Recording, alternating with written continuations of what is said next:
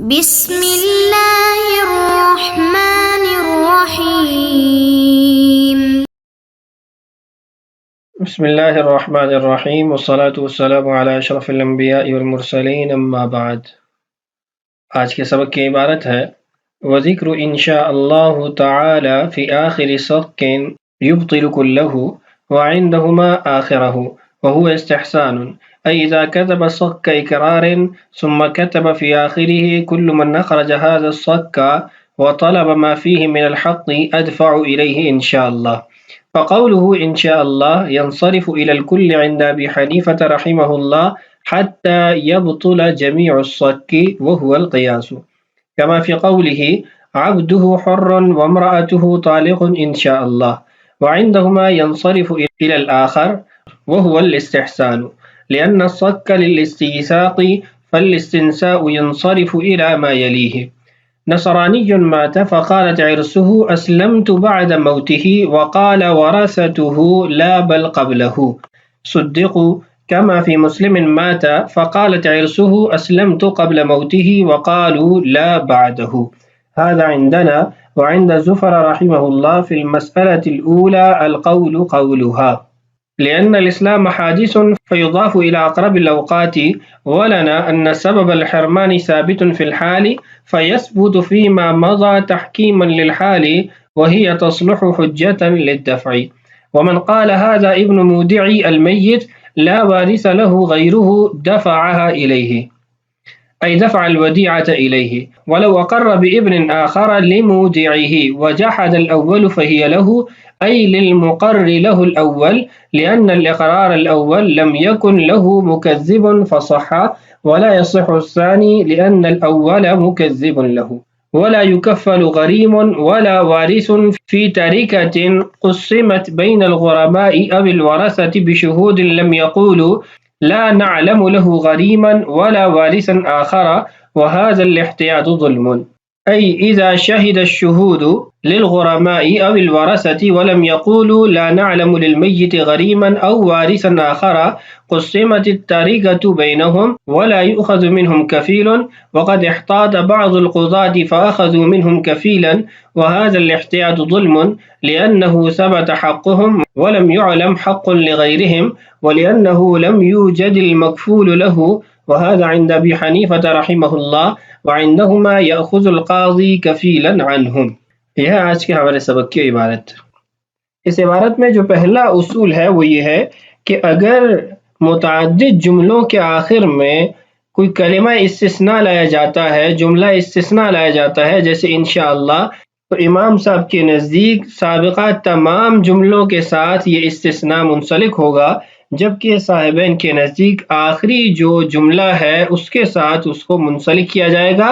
اور اس کا جو اثر ہوگا وہ ختم ہوگا، بقیہ جملے وہ عامل ہوں گے، ان کی وجہ سے جو اثرات مرتب ہونے ہیں وہ مرتب ہوں گے۔ اس اصول کے تحت یہاں جو مسئلہ ذکر کیا گیا ہے وہ یہ ہے کہ اگر ایک شخص نے ایک تحریر لکھی، دستاویز لکھی، اس کے اندر مختلف افراد کے لیے مختلف حقوق کا اقرار کیا اور اس میں لکھا کہ جو بھی اس خط کو، دستاویز کو کھولے گا اور اس کے اندر جو حق ہوگا اس کو طلب کرے گا تو میں انشاءاللہ اس کو دوں گا۔ اب یہ جو کلمہ انشاءاللہ ہے، امام ابو حنیفہ رحمہ اللہ کے نزدیک سابقہ تمام حقوق کے ساتھ منسلک ہے۔ جتنے افراد کے بارے میں اس نے اقرار کیا تمام افراد کے حقوق کے ساتھ یہ جملہ منسلک ہے، اور اس جملے کا اثر ان تمام جملوں پر یہ ہوگا کہ یہ اس کی طرف سے جو اقرار تھا یہ باطل شمار کیا جائے گا، اس پر اس کو مجبور نہیں کیا جائے گا کہ وہ یہ ادائیگی کرے۔ صاحبین رحمہ اللہ فرماتے ہیں کہ اس ایسی صورت کے اندر جو آخری جملہ ہوگا، آخری جو اس نے اقرار لکھا ہوگا اس کے ساتھ اس جملے کو متعلق کریں گے، بقیہ پہلے جتنے اس نے اقرار کیے ہیں، جن افراد کے بارے میں اس نے لکھا ہے، ان تمام افراد کو وہ مال دلوایا جائے گا۔ صاحبین رحمہ اللہ کی دلیل یہ ہے، وہ فرماتے ہیں ہر جملہ اور ہر اقرار مستقل ہے، اور جب ہر جملہ مستقل ہے تو ہر جملے کو جدا شمار کیا جائے گا، آخری جو جملہ ہوگا اس کے ساتھ انشاءاللہ متصل ہے تو اس کے ساتھ منسلک ہو جائے گا، اس کے اثر کو ختم کر دے گا۔ سابقہ تمام جملوں کو مستقل ہونے کی وجہ سے یہاں انشاءاللہ کے کلمہ کے ساتھ منسلک نہیں کیا جائے گا، ان کا اثر باقی رہے گا۔ امام ابو حنیفہ رحمہ اللہ فرماتے ہیں کہ یہ بات تو درست ہے کہ کلام میں اصل یہی ہے کہ ہر جملہ مستقل ہوتا ہے، لیکن یہ ایسے وقت میں ہوتا ہے جب اس کے خلاف کوئی دلیل نہ پائی جاتی ہو۔ یہ جو صورتحال ہے اس کے اندر اس اصول کے خلاف دلیل پائی جا رہی ہے، اور وہ دلیل عطف ہے۔ ہر جملہ دوسرے پر عطف ہو رہا ہے، تو معطوف معطوف علیہ یہ تمام جملے حکماً متحد ہوتے ہیں۔ تو یہاں پر بھی حکماً سارے متحد ہوں گے کہ انشاءاللہ کے کلمہ بولنے کی وجہ سے جو حکم صادر ہوگا وہ تمام جملوں پر اثر انداز ہوگا۔ اور امام صاحب کا جو قول ہے یہ قیاس کے مطابق ہے، اس لیے کہ صاحبین کے نزدیک بھی اور امام صاحب کے نزدیک بھی اگر کوئی شخص کہتا ہے عبدہ حر وامرأتہ طالق انشاءاللہ، اس کا غلام آزاد ہے اور اس کی بیوی کو طلاق ہے انشاءاللہ،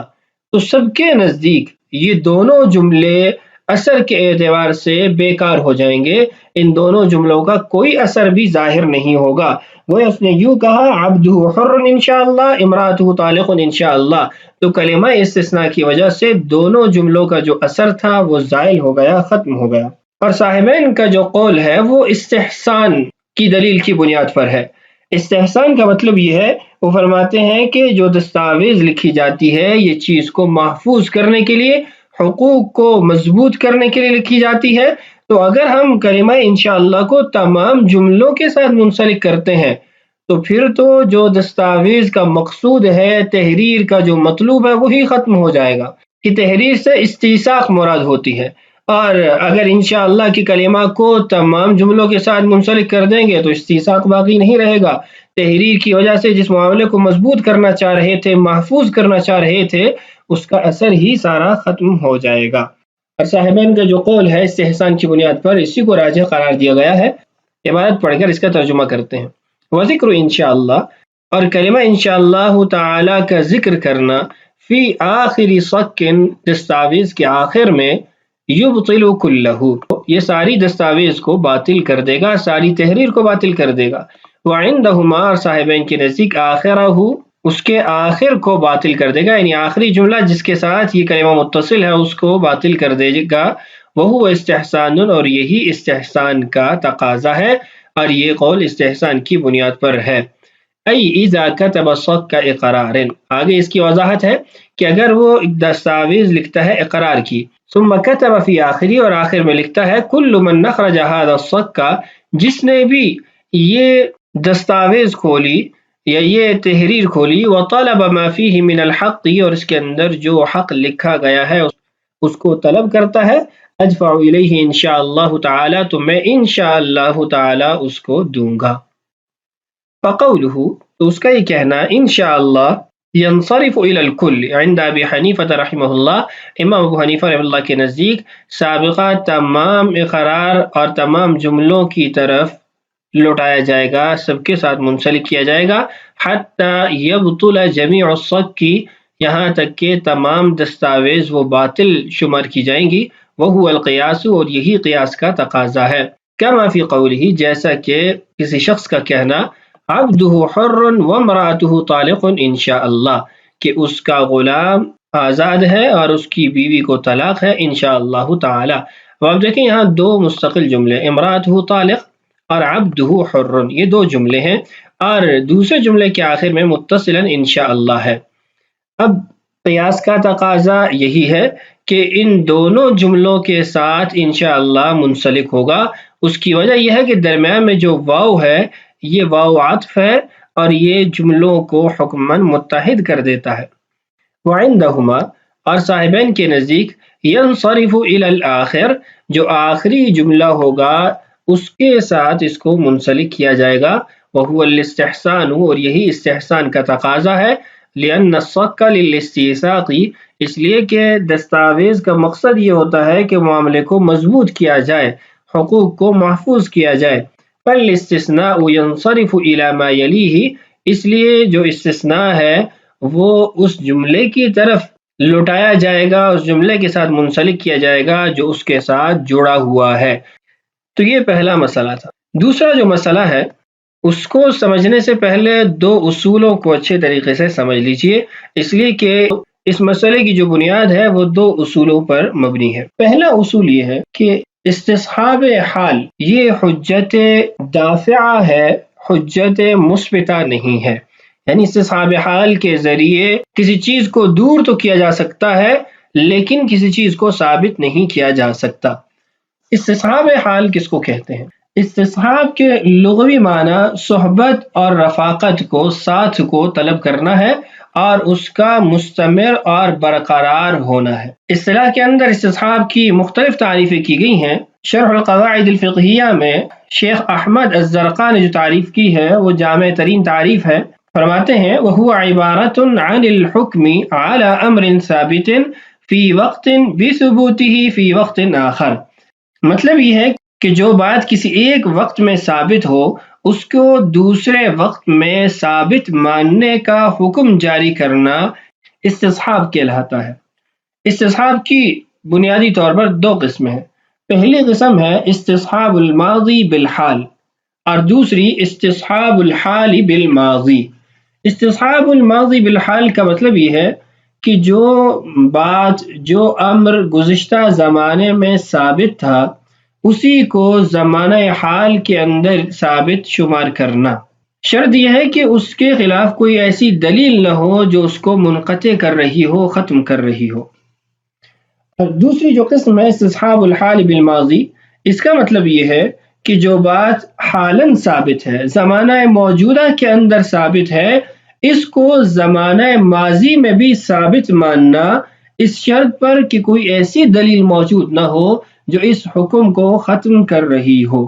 قاعدے سے متعلق اگلی بات جو ہمارے عبارت میں بھی تھی وہ یہ ہے کہ استصحاب حال کی حجیت کیا ہے، اس کی حیثیت کیا ہے۔ تو ایک طویل مباحث ہے استصحاب حال سے متعلق۔ یہاں حنفیہ کا جو مسلک ہے اس کو ذکر کرتا ہوں کہ علماء احناف کا مسلک یہ ہے کہ استصحاب حجت دافعہ ہے، حجت مثبتہ نہیں ہے۔ یعنی استصحاب کے ذریعے حقوق کا دفاع کر کے ان کو باقی تو رکھا جا سکتا ہے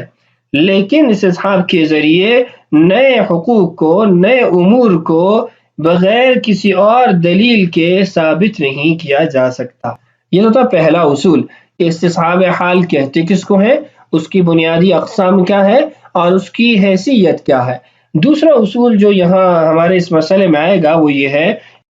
الحادث یضاف الی اقرب الاوقات، اور اس کو ایک تعبیر یہ بھی اس کی استعمال کی جاتی ہے الاصل فی کل حادث تقدیرہ باقرب زمن۔ اس قاعدے کا جو مفہوم ہے وہ عرض کرتا ہوں کہ اگر کسی واقعے کے وجود آنے کے وقت میں شک اور اختلاف ہو جائے کہ وہ کس وقت میں پیش آیا تھا، کچھ لوگ اس کے پیش آنے کا ایک وقت بتاتے ہوں، کوئی دوسرا وقت بتاتے ہوں، تو ایسی صورتحال میں اصول یہ ہے کہ جب تک کوئی واضح دلیل نہیں مل جاتی اس وقت تک اس واقعے کو ایسے وقت کی طرف منسوب کیا جائے گا جو زمانہ حال کے زیادہ قریب ہو۔ لہذا جو لوگ قریبی وقت کے مدعی ہوں ان کا قول معتبر ہوگا، لیکن اگر کوئی ایسی دلیل قائم ہو جائے جو اس بات کو ثابت کرے کہ مذکورہ واقعہ قریبی وقت میں نہیں بلکہ بعید اور پہلے وجود میں آیا، تو دلیل کی وجہ سے ان لوگوں کا قول مقبول ہوگا جو اس واقعے کو زمانہ بعید اور دور کے وقت کی طرف منسوب کر رہے ہیں۔ یہ دو قاعدے ہیں جو ہمارے اس سبق کے اندر آ رہے ہیں۔ تو اب ان دونوں قاعدوں کو سمجھتے ہوئے اس مسئلے کی جو وضاحت ہے اس کو دیکھیے۔ فرماتے ہیں کہ ایک نصرانی شخص مر گیا، اس کے مرنے کے بعد اس کی بیوی کہتی ہے کہ میں اس کے مرنے کے بعد مسلمان ہوئی ہوں، اس لیے مجھے میراث میں سے حصہ ملنا چاہیے، ہمارا اختلاف دین نہیں ہوا، وہ بھی نصرانی تھا، میں بھی نصرانیہ تھی، اس کے مرنے سے پہلے میں مسلمان نہیں ہوئی تھی۔ اور اس نصرانی کے ورثہ یہ کہہ رہے کہ نہیں، تم اس کے مرنے سے پہلے ہی مسلمان ہو گئی تھی۔ تو ایسی صورتحال کے اندر ائمہ حنفیہ کا سوائے امام ظفر رحمہ اللہ کے یہ مسلک ہے کہ اس کے ورثاء کے قول کی تصدیق کی جائے گی۔ ایسے ہی اگر کوئی مسلمان مر جاتا ہے اور اس کی جو بیوی تھی وہ نصرانیہ تھی، اہل کتاب میں سے تھی، لیکن اس کی بیوی مرنے کے بعد دعویٰ کرتی ہے کہ میں اس کے مرنے سے پہلے مسلمان ہو گئی تھی، اس لیے مجھے میراث ملنی چاہیے، ہمارا اختلاف دین نہیں تھا، میں بھی مسلمان تھی، وہ بھی مسلمان تھا، لیکن اس مسلمان کے ورثہ یہ کہتے ہیں کہ نہیں، تم اس کے مرنے کے بعد مسلمان ہوئی ہو، تو اس صورت کے اندر بھی ورثہ کی بات کا اعتبار کیا جائے گا۔ تو یہ صورت مسئلہ ہے۔ اب سوال یہ پیدا ہوتا ہے کہ ان صورتوں کے اندر ائمہ حنفیہ کے نزدیک سوائے امام ظفر کے ورثہ کے قول کا کیوں اعتبار کیا جاتا ہے، اور امام ظفر رحمہ اللہ پہلی صورت کے اندر عورت کی بات کا کیوں اعتبار کرتے ہیں؟ دلائل دیکھیے، لأن الاسلام حادث، اس لیے کہ اسلام ایک نئی چیز ہے، اس نے ایک نیا عمل کیا ہے، فیضاف الی اقرب الاوقات، تو جب اس کے وقت کے اندر اختلاف ہو گیا کہ کس وقت اس نے اسلام قبول کیا، تو قریب ترین جو وقت ہوگا اس پر اس کو محمول کیا جائے گا، منسوب کیا جائے گا۔ اور قریب وقت جو ہے وہ عورت کا قول ہے کہ وہ کہہ رہی ہے کہ میں نے اس کے مرنے کے بعد اسلام قبول کیا، اور ورثہ کہہ رہے ہیں کہ اس کے مرنے سے پہلے اسلام قبول کیا۔ تو ورثہ دور کی بات کر رہے ہیں، دور زمانے کی طرف منسوب کر رہے ہیں، اور عورت کا جو قول ہے وہ قریب ترین وقت ہے دعویٰ سے، تو اس لیے عورت کے قول کا اعتبار کیا جائے گا۔ ہماری دلیل کیا ہے؟ وَلَنَا أَنَّ سَبَبَ الْحِرْمَانِ ثَابِتٌ فِي الْحَالِ، کہ پہلی صورت کے اندر یہ عورت حالاً بھی محروم ہے۔ حرمان کا جو سبب ہے اختلاف دینین، وہ ابھی پایا جا رہا ہے حال کے اندر کہ یہ عورت ابھی مسلمان ہے، اور اس کا شوہر جب مرا تھا اس وقت اس کا شوہر نصرانی تھا، تو اگر اس کا شوہر آج زندہ ہوتا اور آج مرتا پھر بھی اس کو وراثت میں سے حصہ نہیں ملنا تھا، تو آج حرمان کا محروم ہونے کا سبب موجود ہے۔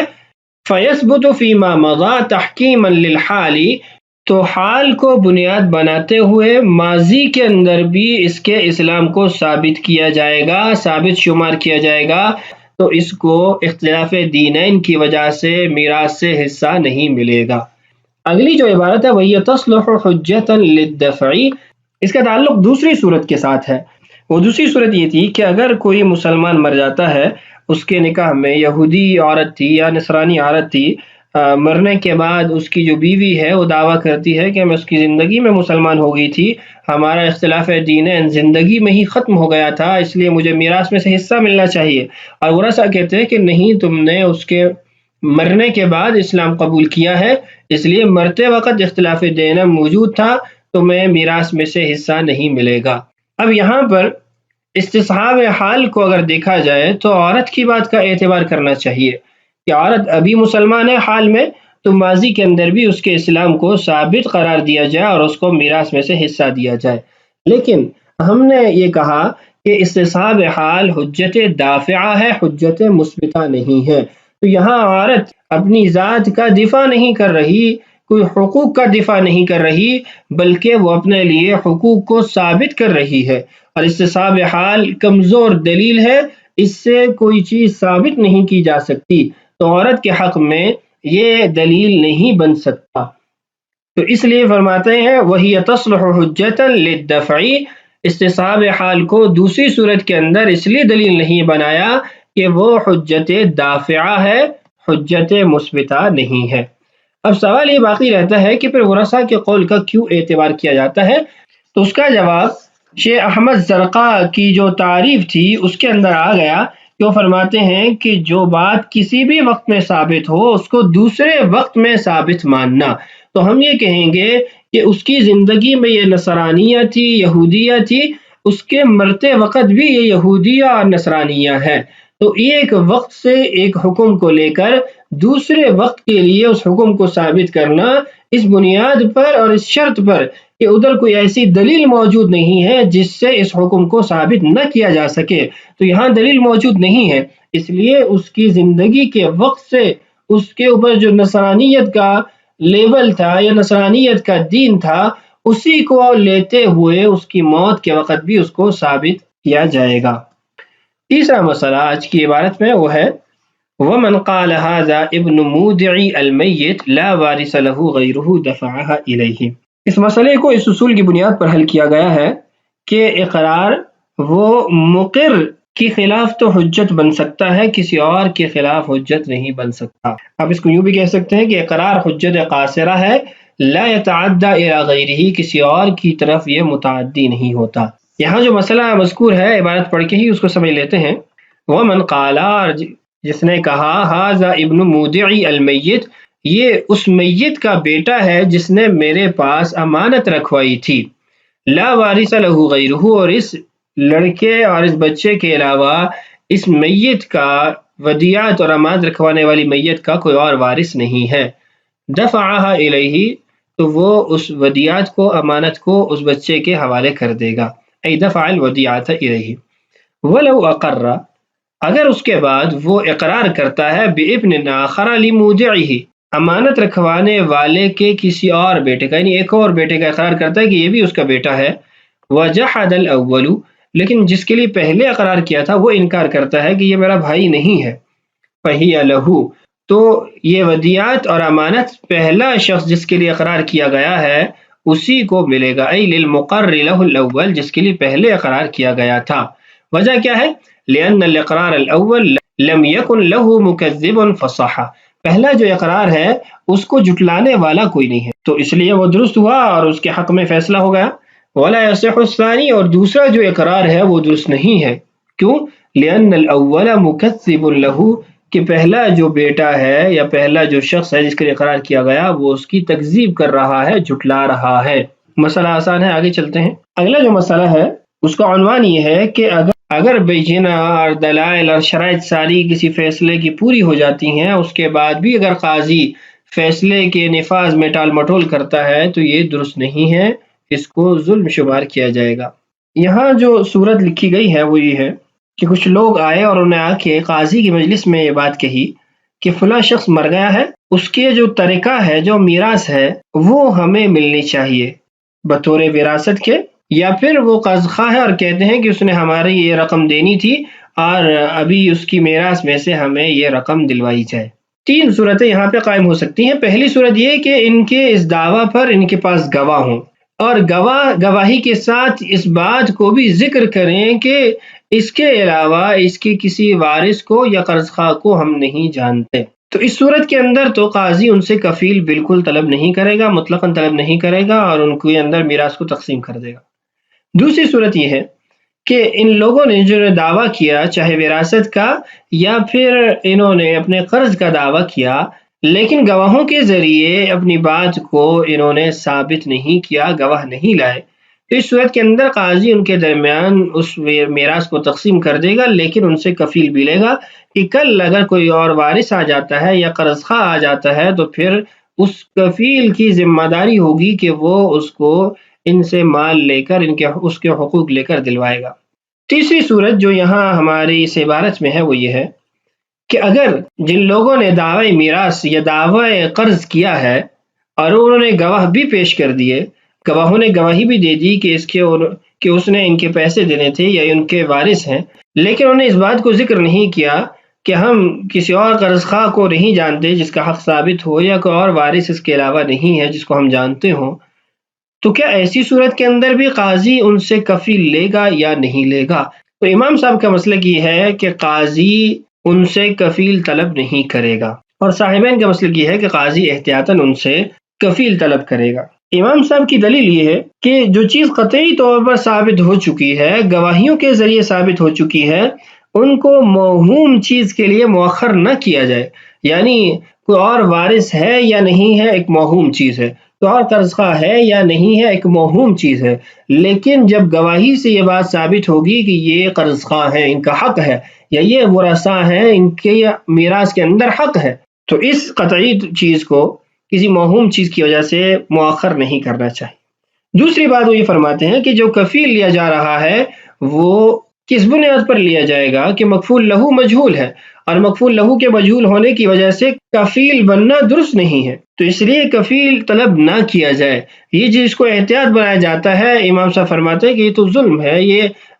صحیح راستے سے ہٹنا ہے. اور صاحبین فرماتے ہیں کہ قاضی جو ہے وہ مسلمانوں کے امور کا نگہبان ہے، امین ہے، اس کی ذمہ داری ہے حقوق کی حفاظت کرنا. تو یہ بھی حقوق کی حفاظت میں ہی آتا ہے کہ کل اگر کوئی قرض خواہ آ جاتا ہے یا کوئی وارث آ جاتا ہے تو پھر قاضی کفیل کے ذریعے اس کو مال دلوا دے گا. عبارت پڑھ کے ترجمہ کر لیتے ہیں، جو باتیں رہ گئیں وہ عبارت میں انشاءاللہ آ جائیں گی. فرماتے ہیں وَلَا يُكَفَّلُ غَرِيمٌ، اور قرض خواہ سے کفیل طلب نہیں کیا جائے گا، ولا وارث، نہ وارث سے کفیل طلب کیا جائے گا، فی تاریکۃ، ایسے طریقہ میں قسمت بین الغرماء، جس کو قرض خواہوں میں تقسیم کیا گیا، او الورثۃ، یا ورثاء میں تقسیم کیا گیا، بشہود، گواہیوں کے ساتھ، گواہوں کی گواہی کے ساتھ، لیکن لم یقولون، گواہوں نے یہ نہیں کہا، لا نعلم له غریما، ہم اس کے علاوہ کسی اور کو قرض خواہ نہیں جانتے، ولا وارث آخر، یا ہمارے علم میں نہیں ہے کہ کوئی اور بھی اس کا وارث ہے۔ یہ وہ تیسری صورت ہے۔ پہلی صورت تو یہ تھی نا کہ جس کے اندر گواہی نہیں ہے، اور دوسری صورت یہ تھی کہ گواہ ہے اور انہوں نے کہا ہے کہ ہمارے علم میں نہیں ہے کہ کوئی اور بھی قرض خواہ ہوگا، یا ہمارے علم میں نہیں ہے کوئی اور بھی وارث ہوگا۔ یہ تیسری صورت ہے جس کے اندر گواہی تو موجود ہے لیکن یہ کلمات نہیں بولے گئے۔ وَهَذَا الْاحْتِيَاطُ ظُلْمٌ، امام صاحب فرماتے ہیں کہ یہ احتیاط ظلم ہے۔ ظلم یہاں پر صحیح راستے سے ہٹنے کے معنی میں ہے، اس لیے کہ یہ تو صاحبین کا مسلک ہے، اور صاحبین کے مسلک کو ظلم قرار دینا اصطلاحی معنی میں یہ درست نہیں ہے۔ آگے مسئلے کی وضاحت ہے، اذا شہد الشہود، مطلب یہ ہے کہ جب گواہوں نے گواہی دی، للغرماء، قرض خواہوں کے لیے، او الورثۃ، یا ورثاء کے لیے، ولم یقول، اور انہوں نے نہیں کہا، لا نعلم للمیت غریما، ہم میت کے کسی اور قرض خواہ کو نہیں جانتے، او وارثا آخر، یا پھر ہمارے علم کے مطابق اس کا کوئی اور وارث نہیں ہے، قسمت التاریکۃ بینہم، تو یہ طریقہ ان کے درمیان تقسیم کر لیا گیا، ولا یؤخذ منہم کفیل، اور ان سے کفیل نہیں طلب کیا جائے گا۔ وقد احتاط بعض القضاة، بعض قاضیوں نے اس معاملے میں احتیاط سے کام لیا، فاخذوا منہم کفیلا، انہوں نے کفیل طلب کیے، وهذا الاحتیاط ظلم، اور یہ احتیاط ظلم ہے۔ کیوں؟ لأنه ثبت حقهم، کہ ان کا حق جب ثابت ہو چکا ہے قطعی طور پر، دلیل کی بنیاد پر، ولم يعلم حق لغیرهم، اور کسی اور کا حق بھی معلوم نہیں ہوا، پہلی دلیل۔ اور دوسری، وَلِأَنَّهُ لَمْ يُوجَدْ الْمَكْفُولُ لَهُ، اور دوسری دلیل یہ ہے کہ جب مکفول لہو نہیں پایا جاتا تو کسی غیر معین آدمی کی طرف سے کفیل بننا کیسے درست ہوگا۔ وَهَذَا عِنْدَ أَبِي حَنِيفَةَ رحمہ اللہ، یہ امام حنیفہ کا مسلک ہے، وَعِنْدَهُمَا، اور صاحبین کے نزدیک، يَأْخُذُ الْقَاضِي كَفِيلًا عَنْهُمْ، قاضی ان سے کفیل طلب کرے گا۔ تو یہ تھے آج کے ہمارے مسائل، جو بقیہ مسائل ہیں آنے والی ویڈیوز میں پڑھتے رہیں گے۔ اللہ تعالیٰ سے دعا ہے اللہ تعالیٰ ہمارے لیے اسباق کی تکمیل آسان فرمائے، اللہ تعالیٰ ہم سب کا حامی و ناصر ہو۔ السلام علیکم ورحمۃ اللہ وبرکاتہ۔